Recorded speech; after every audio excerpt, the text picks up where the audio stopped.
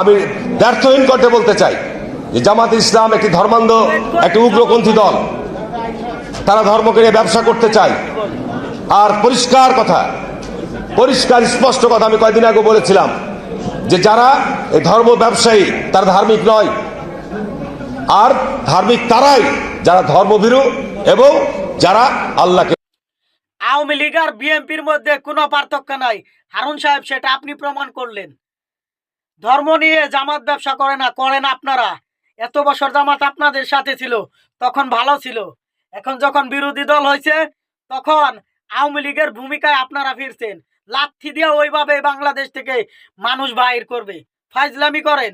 BNP তো আমরাও করতাম।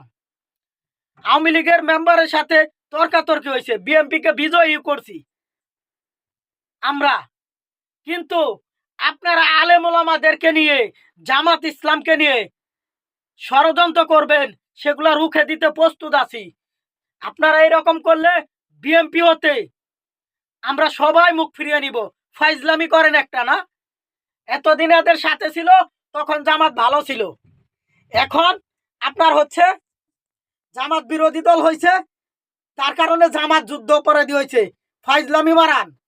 যুদ্ধ অপরাধী যে যাদের রাজাকার বলেন, আপনাদের জাত ভাই আওয়ামী লীগ যুদ্ধ অপরাধী লিস্ট করছিল, সেখানে তো জামাতরে খুঁজে পাওয়া যায় নাই। রাজাকার ছিল আওয়ামী লীগের মধ্যে আর আপনাদের মধ্যে। এই যে মিথ্যা অপপ্রচার করেন, মানে ক্ষমতার লোভে আল্লাহ পাক আপনাদের অন্তরকে মোহর মেরে দিয়েছে, তাই তো ভুলভাল বকেন। আর ইউটিউবে এই যে টেলিভিশন চ্যানেলে নিউজগুলাই গিয়ে দেখবেন, আপনাদের জনপ্রিয়তা বেশি নাকি জামাতের জনপ্রিয়তা বেশি। ভয়ে আর আতঙ্কে এগুলা বলছেন।